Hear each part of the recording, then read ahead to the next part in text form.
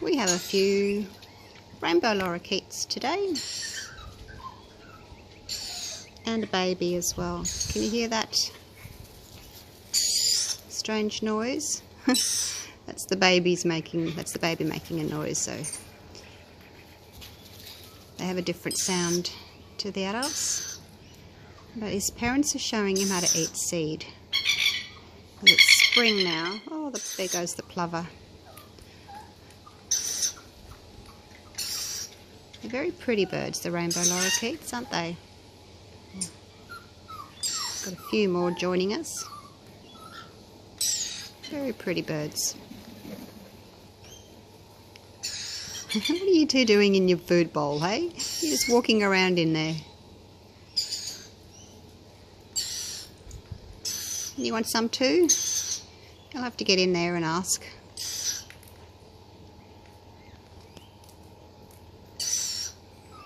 Let's see if we can get any closer. Zooming in.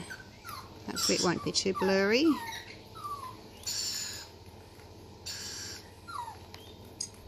They're just eating seed. These birds are nectar eaters, but they do eat seeds because they're parrots.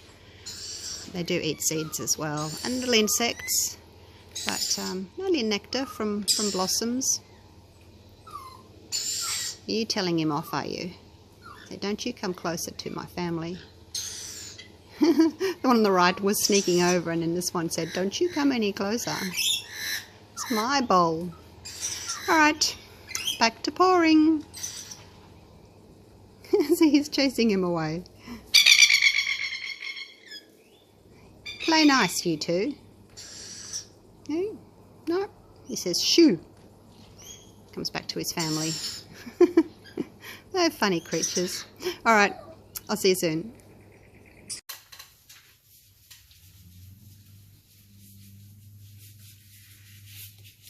G'day guys, welcome back. I thought, how about pinks and teals today? I don't think I've ever done pinks and teals. I've done pinks and purples. I've done pink, purple and teal, but I don't think I've ever done pink and teal. And I was only going to do the white, and then I thought, might be a little bit too pastel-y. So then I've added some charcoal, and we'll see how that goes. Does that sound pretty? Pinks and teals and black and white, or almost black, charcoal. Okay, using the Mont Marte Studio Acrylics again today. That's it there. That's the 2 litre black. The only colour that I've actually bought is the white.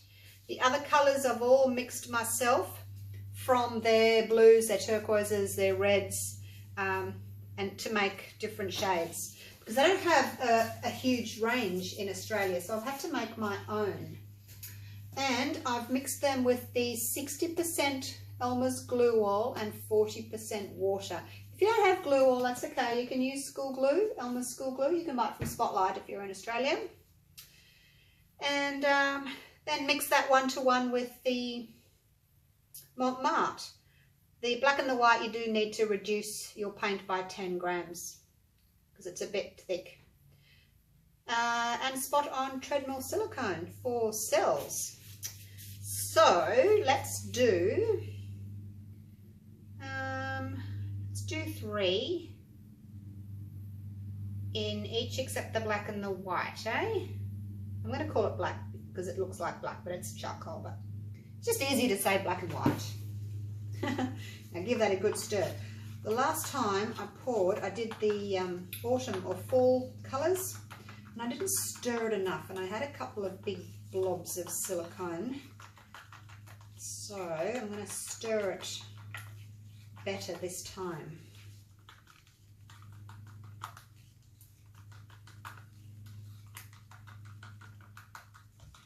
This burgundy is pretty, isn't it? I made that one myself. Yeah, wasn't quite sure about it to begin with, but they mix up differently to my global paints. Like I can't use the same recipe that I have been using because they're just obviously different pigments and they just look different. Okay, let's get this party on the road, hey? Don't don't know that I want to use a lot of this charcoal, because you guys know charcoal or black, it really takes over. But I do want to have a bit of a dramatic look. I just think those without the dark colour will be a little bit too wishy-washy. So let's do 2 layers. So I've got to keep enough paint. Oops, it's sticking to me. Keep enough paint that I've got enough for 3 cups to do 2 layers in. So these cups, the coloured cups, have each got 50 grams of pouring medium and 50 grams of paint, except for the black and the white. The white actually went 60 grams of pouring medium and 50, no I didn't. I did that to begin with, and then I decided I wanted more white, so I made it up an extra batch of white. So I've got double the amount of white. Put a good layer in. I find that my white gets lost in pours. It really does. Don't know why. So I'll get a good amount there. And then the dark teal against the white. And then the lighter teal against the darker teal.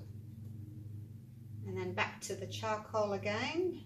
So as usual, I go light, dark when I'm doing my colours, except I've kept my sort of warmer colours here and my cool colours down there, separated them with the black and the white. Little bit of charcoal, still got some left. I don't know that I'll use it all. I'm just not quite sure how overpowering it's going to be. Don't want it to be like, look muddy because of the black. I just want a little pop of darkness coming through, a little bit of contrast.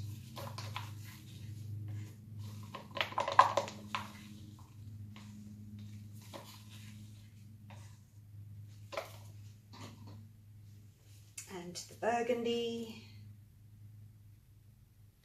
So you guys saw my last video where I showed you my little teacup poodle puppy is feeding on his own now with mum. So that's such a relief. It's been such a stressful week for me. Had to take days off work to care for him. And I know I didn't have to do it, but if I didn't do it, he wouldn't have survived. So I kind of had to. You know, if you're going to be a dog breeder, you have to put your animals first. I'm not the sort of breeder that has kennels. My dogs live inside with me. They have their own couch. They come to bed with me at night. They have heating. They have air conditioning. They're not outside dogs, and they're certainly not kennelled or caged. So they're just part of the family. And every now and then, again, you know, they'll have puppies, and it's great. I love having the puppies. I always want to keep one. It's hard to let them go. But yeah, has to be done. I'm just really, really picky where I let them go. I kind of take interviews, and if they don't sound as if they're going to be the right type of family, then they don't get my puppy. So no young children.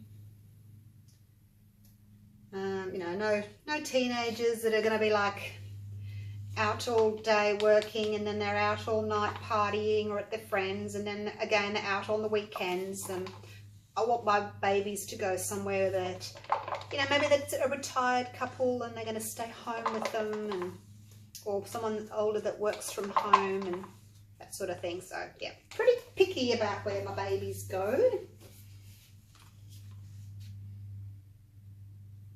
I think that's a good thing though.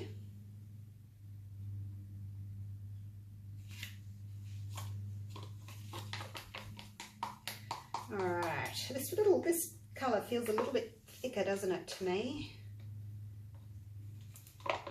This one I've matched to my Deep Sea in the Global colours. I pretty much tried to have the same colours that I used to have in the Global, in the Mont Marte colours.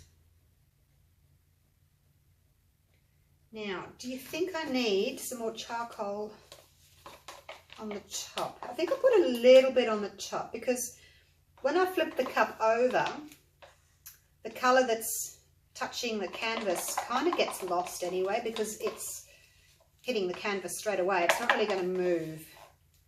So I think I'll do that, top it off with some of the charcoal, and then at least that can be the colour that's stuck there, and then the turquoise can kind of flow a little bit more, hey?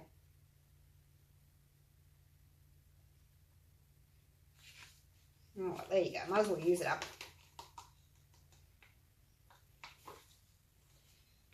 And I've got my corner catcher ready, can you see it?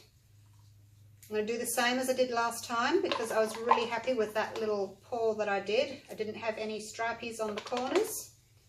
And as I said to you in that pour, I learned something new during that painting. So that was exciting. Always exciting when I can learn something new. Let's just get those blobs out of the way.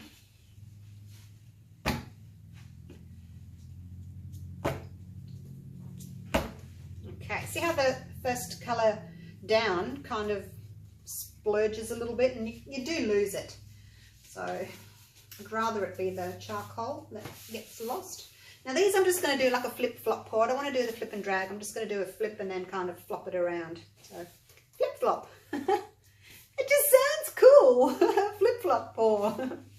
Oh. All right, it won't take long for that paint to run down. I've oiled them already, the cups. That looks so pretty. I really hope this is going to be pretty and not like too muddy. I'll be disappointed if the charcoal's made it go too muddy. And if that's the case, then I'll know next time just to cut the charcoal in half. All right, let's see if I can do a flippy floppy. There we go. Number 1. And I better do number 2 over here. Oh, pink. Oh, that's pretty, the pink.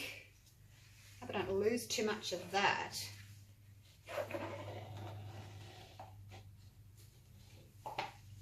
Okay. I didn't want to do stripies on the corners, but no, look, I haven't put any extra on. It's just how I dragged it. Oh, look at that pink cell. Wow, those colours are amazing. And that black is just enough through there without muddying, but we'll have to wait and see what happens. Boop. Boop.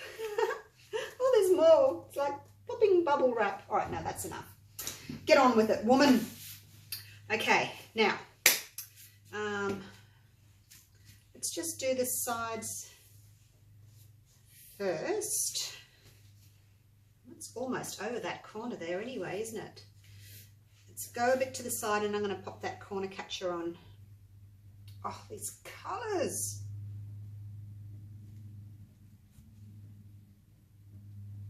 Let's hope they don't go muddy as I start to tilt.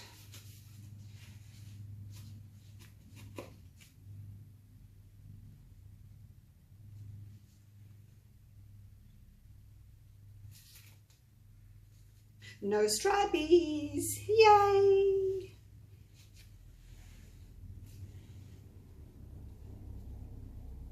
Never know how to hold it now, because I've got to go over there, and normally I can hold it here, but I've got nothing to hang on to. I have to try and just have to hang on to the side and hope for the best. Expect the worst, hope for the best. There we go. Pop it back on. Don't let it flow off. You want to keep as much on the surface as you can at the moment. Oh, those colours, you guys. I came into the workshop before, and I thought, oh, what colours can I do? I don't want to do blues. I didn't want to do the oranges and the browns because I've just done them, and I thought, what can I do? And then I saw the teal there, and I thought, yeah, let's do some teal. I wonder what would work with teal. Oh, let's try some pink. And that's just how my little mind worked, and how I came to get those colours. Oh my gosh, look at that. All right, let's put this little corner catcher way out of the way now. Oh, I never know what to do with him. I'll just sit there. Put my hands, let me wipe my hands. Wow, that black stripe through the middle I know it looks a little bit big there, but it's very dramatic. I actually really quite like that. I didn't want it to be too pale. So I was hoping rather to get, you know, a big black stripe like that rather than a little bit too much mud. But what I'll do is I want to bring this blob down a little bit. So I'm going to take these off. My hands. I'll take those off, and that'll just bring that line further down. So now that everything's covered, I can use my big boy blowtorch. All right, big boy, do your thing. And I did make, as I said, I made the white a little bit thinner in this pour, because in the last one, if you saw it, you would have seen how my cells had trouble coming through that white layer. See, it has that sort of white film over it, and some white paints, I guess, are just quite thick. How can I explain it? They're very dense, you know, they're opaque, so it makes it difficult for the colours to come up through them.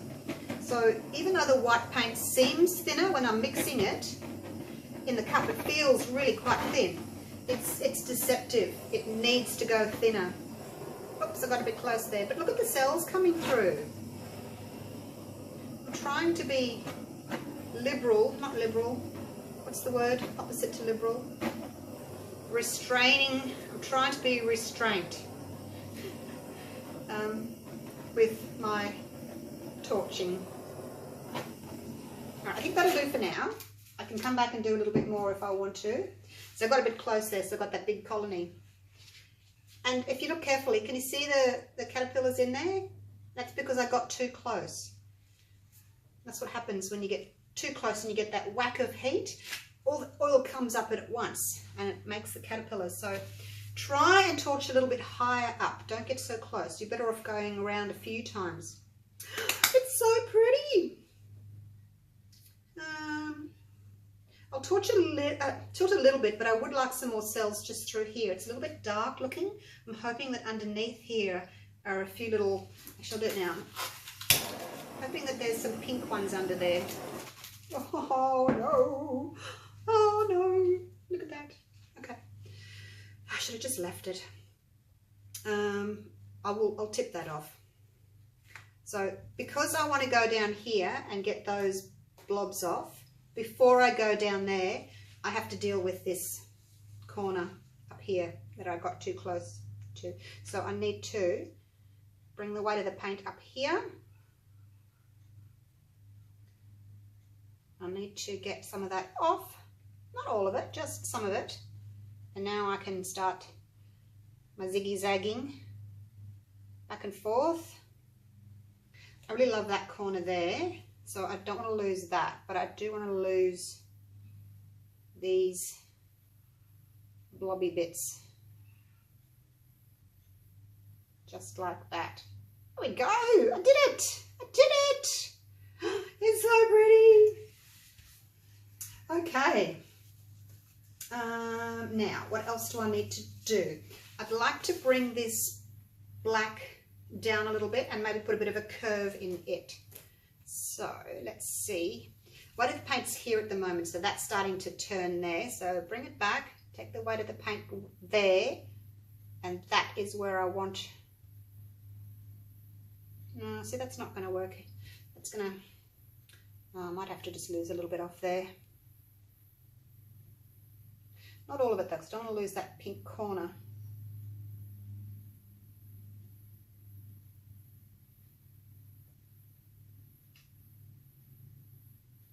Trying to see where I want it to go.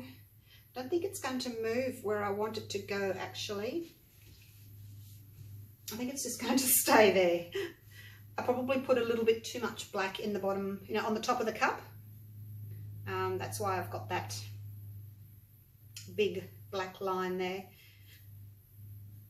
I mean, I kind of like it, but I think it would have been nicer if it wasn't quite so thick. But hey, it is what it is.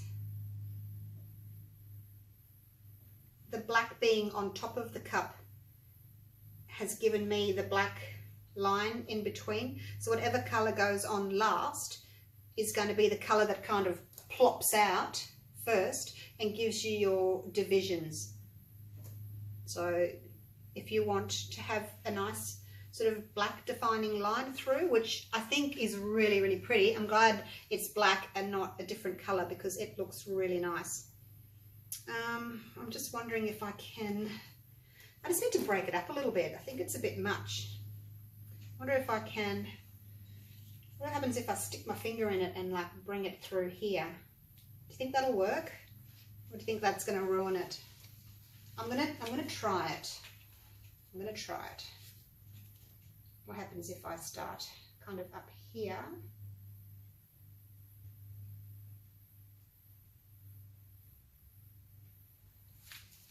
Like that. That kind of follows that. Is that all right? I think it's okay. Let me torch it a little bit and just see if I can get a... Actually, no. No, I don't think I want cells in it. No. No. When you've got a stripe like that and you put cells in it, they come up in a long line. I'm just going to pop a few cells up here. Just a couple.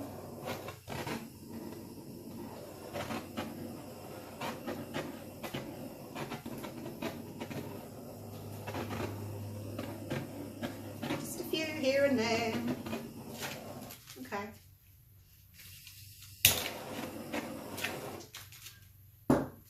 Okay, I like that. I'm glad I did that. It's following that line like that. Yeah, I like it. Love it. Cells are good size. Very nice, very nice. This black line here has got a very, very thin blue stripe through it, which matches that I've, when I stuck my finger in it. I'll take you down for a close-up so that you can see what I'm talking about. I'm just going to fix my corner real quick and then I'll take you down. Need some blue. It's not blue. Where can I get some blue from?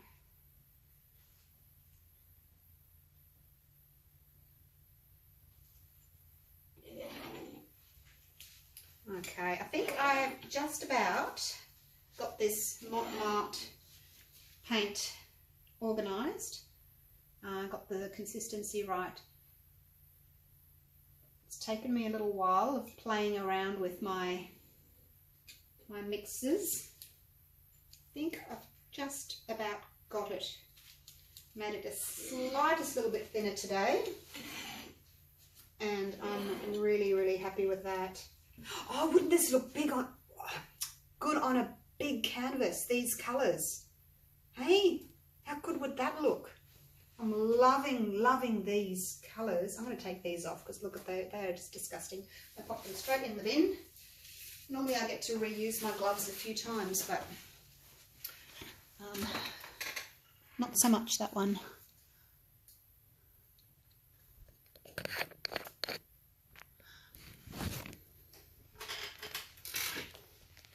Just looking at the black from up there where you are, I think it looks better the other way around from this way. It kind of looks like a person walking. Where's their head? Something from the upside down maybe, I don't know. Oh dear. Oh, I just love those colours though. Why have I never thought of using these colours? The pink is kind of like a musky pink. And then we've got more of a darker pink. And then there's that burgundy together. Those three are just divine. And then the dark teal there with the light teal. So yeah, really, really happy with those colours. Oh. Yeah, I guess the only thing that's kind of a bit on the negative side is that black stripe through the middle. It was a little bit thick. But next time I'm going to layer exactly the same, but maybe not put so much black on the very top. And again, use the charcoal rather than the black. It just softens it just ever so slightly. Okay, let's see if we can go up here. Start there.